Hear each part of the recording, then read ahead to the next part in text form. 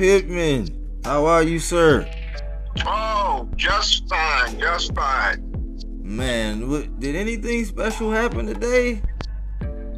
Oh man, I was able to really take a good look at the Inoue Fulton fight, and what I saw was complete domination.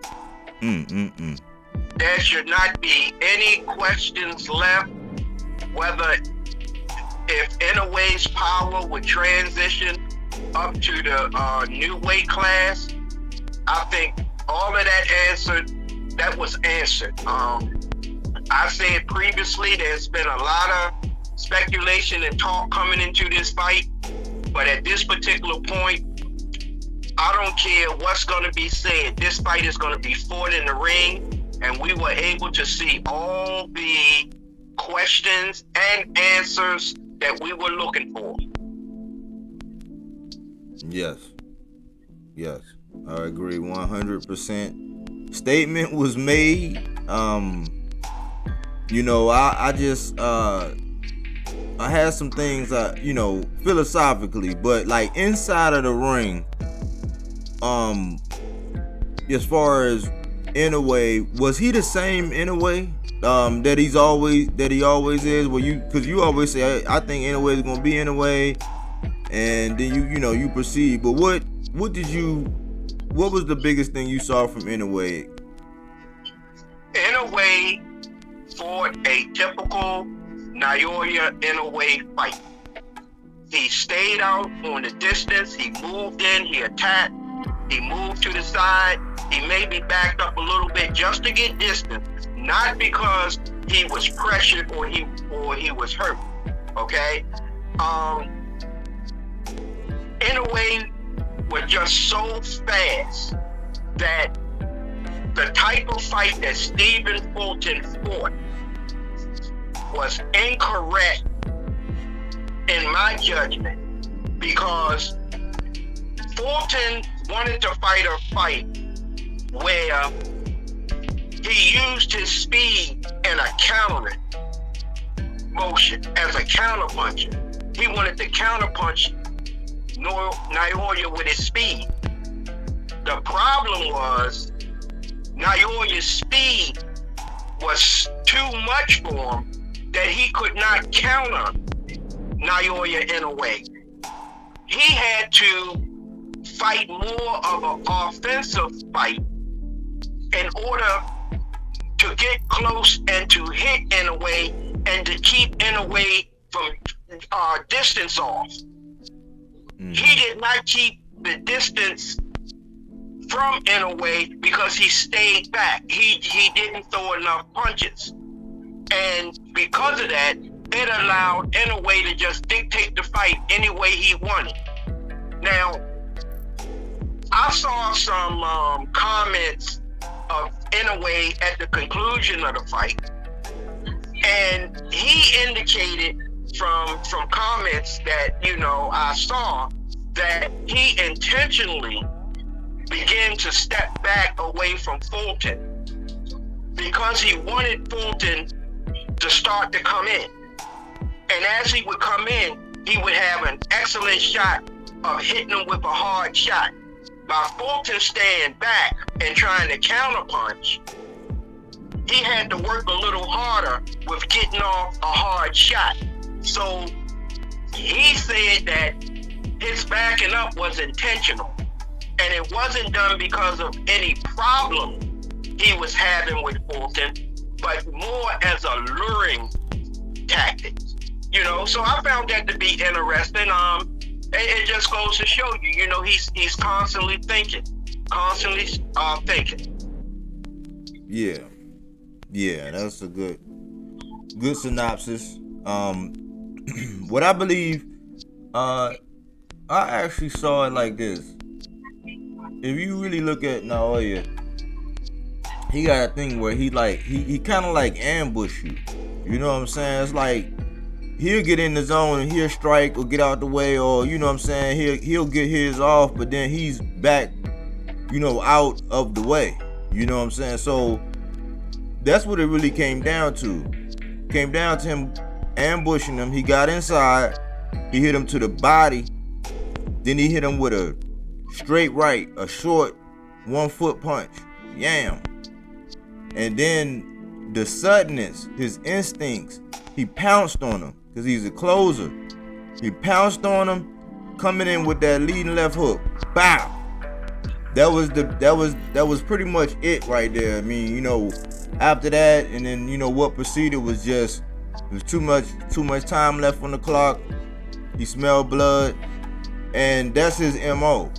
So I think that, you know, beyond what happened in the ring, because I don't think that Fulton, I don't think his jab wasn't out there nearly enough. You gotta at least put that stick out. You gotta at least give that stick gotta be accurate. You know what I'm saying? You gotta put a stick out on somebody like that, because Naoya made it a point to where he was doing the stab jab. He out jabbed who was supposed to be the jabber. Like, that's what led to it. That stab jab kept stopping him in his tracks, and after you take a couple of those, your legs start to go.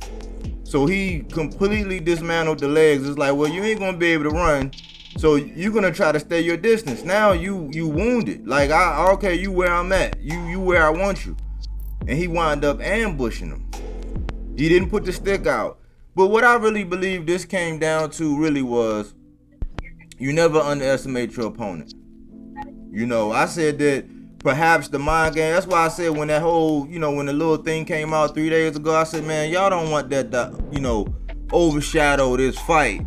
I was like, but when I heard Stephen Fulton say that he was a hype job, I said, oh man, you know, perhaps it's already won. Like, you don't know your opponent. Like, you didn't study. You could not have possibly studied saying some of those things. And then what I heard from the camps and all that.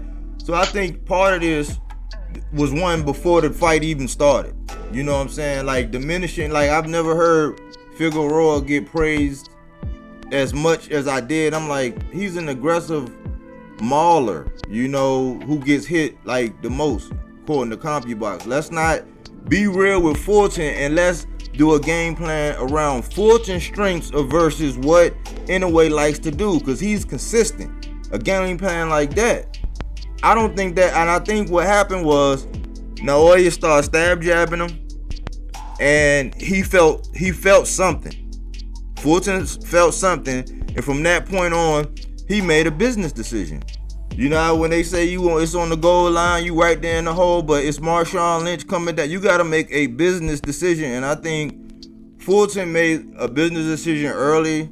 He did catch Naoya a couple times, you know, but it just looked like domination. It just looked like Naoya set the tone, he set the pace. He was out jabbing the jabber, you know, ambushing, being accurate. He's not a volume. So comparing that whole Figueroa comparison should have been out the window. He don't gotta throw that much volume, but when he do come in, he's deadly accurate. He's an assassin. So I think that Fulton, even in this defeat, he may have learned something, because now he has to go back, he has to sit back, he has to do inventory. He has to say, okay, well, what level am I? Like, who do I have around me telling me, oh, no, don't worry about this, don't do this? Who let me, you know, buy into this whole thing, these, you know, the philosophy, the mindset, you know what I'm saying? Do inventory and then make a move. You know, just make a move. I think it was a lesson learned. I would have said go over a little bit earlier to acclimatize, because I'm comparing it to Earl. Earl went out to Vegas 3 weeks before Vegas, and he was just going from Dallas to Vegas. He was there like a couple days after Fulton was over in Japan, you know, where it's supposed to be an hour for every half hour difference.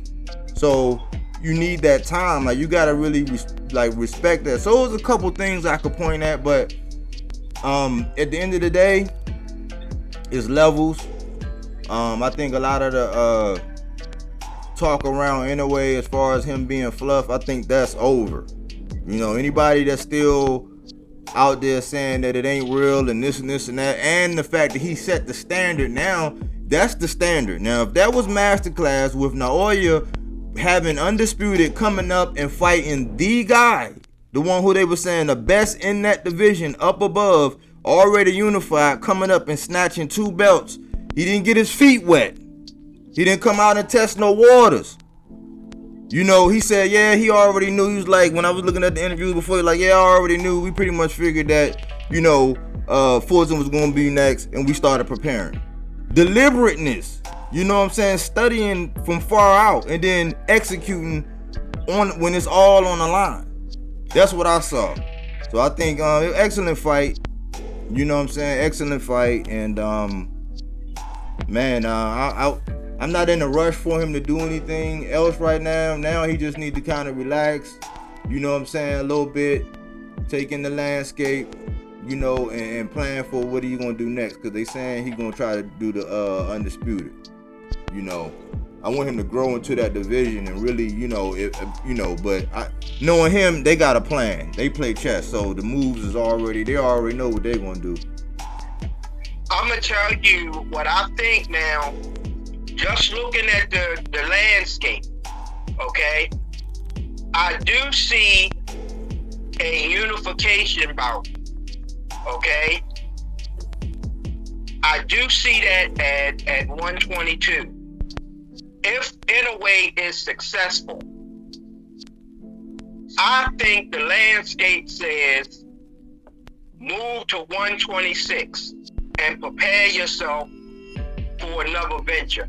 Because if he can unify 122, let's say, for example, in his next fight, if they can get a fight with the other champion. The Palace. Yeah. Mm-hmm. What purpose would it be at this particular point for him to remain at 122? Because Inoue is 30 years old now. Mm-hmm. Okay? So he's heading towards the latter part of his boxing career. So he has made legacy so far, and he has no difficulty in moving up. So if he unifies the entire 122, I think his next fight would be at featherweight, at 126. That's what I see. Now, someone else might look at it and might, you know, oh, he need to stay there a little longer and this, that, the other. But at 30 years old, I don't know how much longer does he actually intend to continue fighting. Because, you know, once we start getting in our 30s, we start looking at things maybe a little differently. And for a fighter like Inoue, who has accomplished so much, is there something else he really wants? And if it is, it's going to be moving to 126.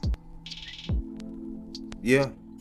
I mean, they kind of outlined it. You know, they was all, you know, the ESPN and the State of Boxing and all that. They was on it. You know, they pretty much then outlined it. You know, I think what you said is pretty much the game plan. That's the game plan. So, I mean, a lot of people were saying MJ, but as far as legacy and, you know, you calling the shots, if that's what Inoue want, you know what I'm saying? I mean, now he has the power. Now he got the juice.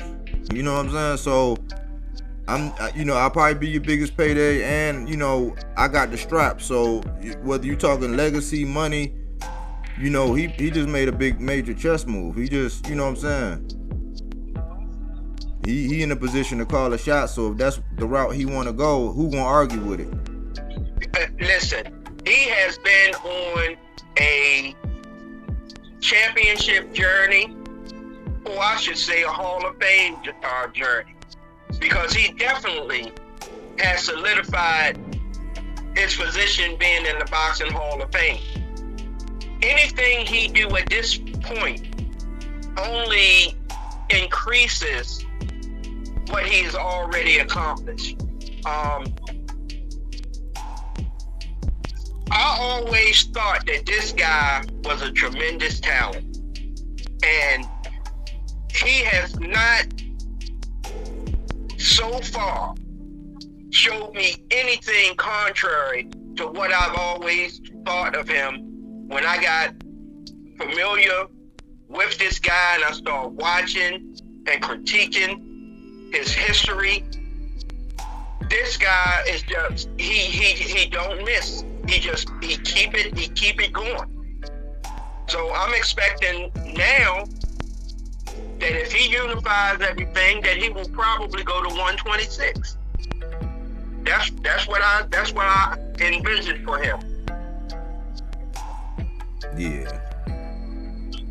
Yeah, I think, you know, he got you know, he can write his own path. So I'm pretty sure, you know, you can expect nothing but greatness. And, you know, with him, you know, being 30 and stuff, yeah, I think he is going to be deliberate. And he made the statement, and we just gotta let things pan out.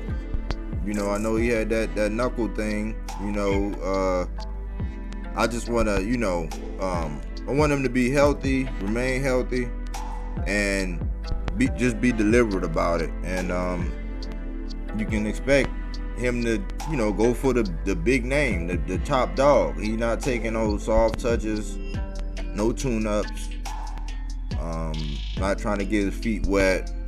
He want all the smoke. So I think he got a lot of fans. He won a lot of fans over, or a lot of fans actually stop playing that game that they be playing, where they really know. A lot of people knew Inoue was the goods. Just for whatever reason, they weren't like being honest and assessing. Because I see a lot of people in hindsight saying, "Yeah, man, like yeah, we knew Fulton wasn't." I'm like, nah, see, we not gonna do that. Yeah, Fulton put it all on the line. He dared to be great. Anyway, ain't no Cambosis, and he went over there to Japan. Like, you know, he done, you know, Fulton has nothing to hold his head low about. You know, Fulton put his O on the line, daring to be great, and you know, he handled himself well. You know, all that pre-fight stuff, but you know, that's out the window, and he did a great thing. So Fulton probably gonna learn. He gonna go back and watch film. You know, he's gonna make some adjustments, and he's gonna come back and do great things. So we gotta respect it, and thanks to boxing gods that it actually went through. It came through to fruition. It was a good, you know, sitting on the edge of your seat. I'm about to go watch it again.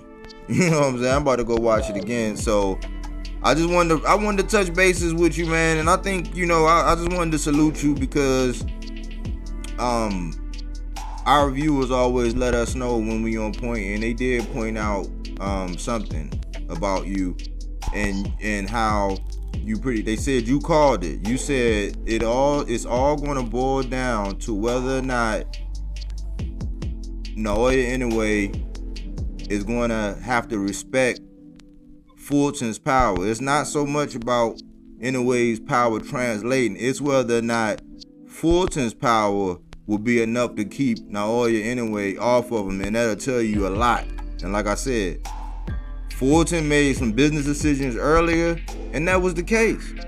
So, you know, I wanted to point that out when our viewers pointed out, and that's the culture, you know what I'm saying, over here, like the kind of climate and the viewers that we like, the ones that listen, watch, you know. And I think we did a good job not waiting to the last minute and microwaving anything, but we talked this thing from its inception to the pushback to the build up again, and on a consistent week by week basis, or at least every other week, we walked this baby right on down the path. And I think we did justice by both of them, because if you look at it, I think this is going to age very well. And this is how we want to talk boxing. I want to salute you, because you're pivotal in it. You be dropping some jewels. You talk me down off the ledge.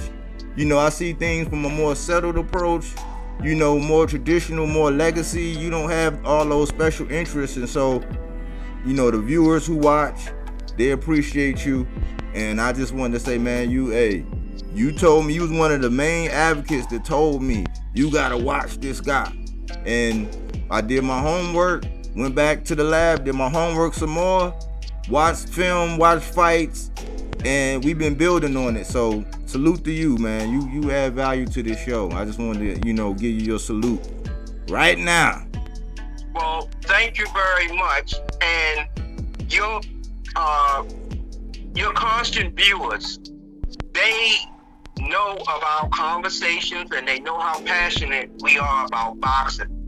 Now, one thing they may not know is when you entitle your podcast according to my old head, okay? Now, a lot of your viewers may have wondered why does he call him his old head? So for your constant viewers, I'm just gonna answer that question for them right now. He called me his old head because I'm 65 years old and I've been following boxing ever since I was in my early teens, or actually younger than that, because my biggest, I was the biggest fan of Muhammad Ali, you know, back in the day.